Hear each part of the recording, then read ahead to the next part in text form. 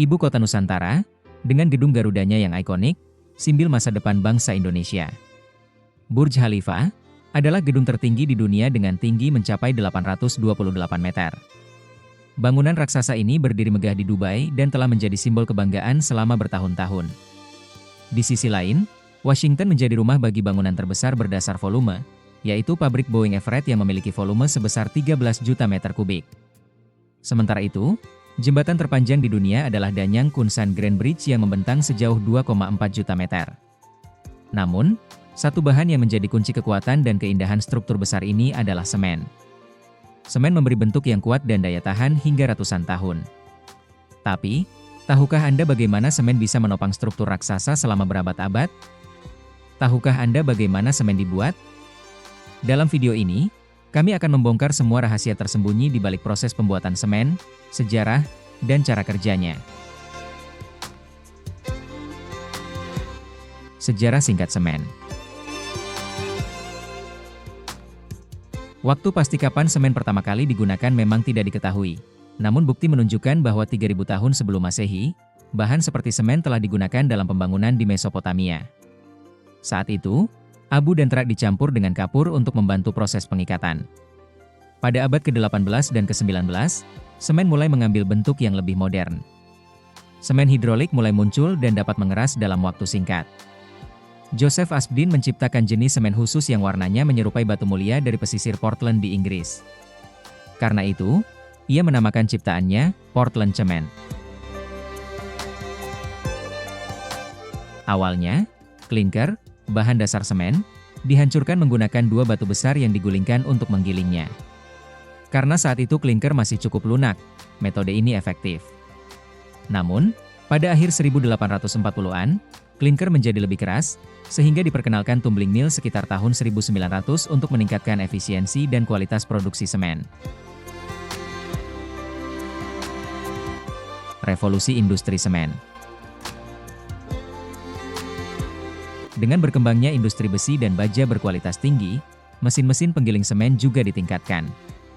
Bola-bola baja yang digunakan menjadi lebih kuat dan efisien dalam menggiling klinker.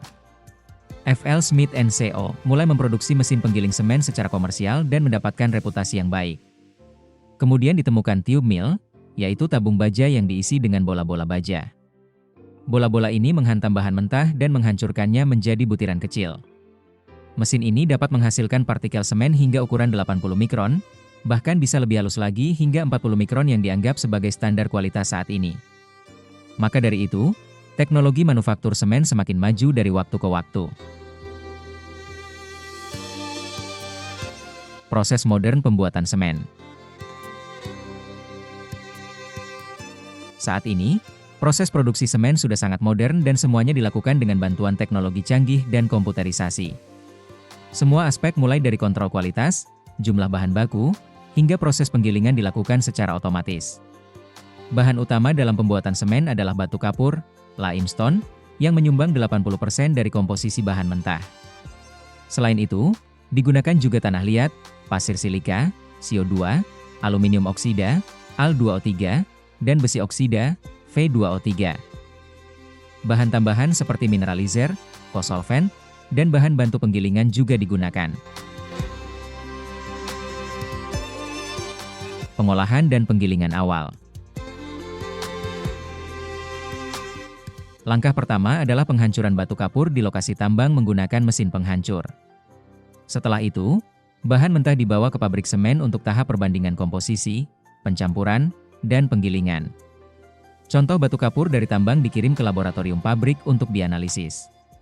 Umumnya, komposisi bahan mentah adalah 67-75% batu kapur, 10-15% tanah liat, 0,5-1,5% biji besi, dan 8-5-11% batu bara. Dengan bantuan roller mill, bahan-bahan ini dihancurkan menjadi bubuk halus dan disimpan di tumpukan homogenisasi awal. Pemanasan awal dan kalsinasi. Setelah digiling, bahan mentah, raw meal, masuk ke alat preheater. Preheater tipe siklon adalah komponen inti dalam proses kering pembuatan semen. Di sini, bahan mentah dipanaskan dengan gas buang dari rotary kiln yang besar. Langkah berikutnya adalah kalsinasi, inti dari proses pembuatan semen.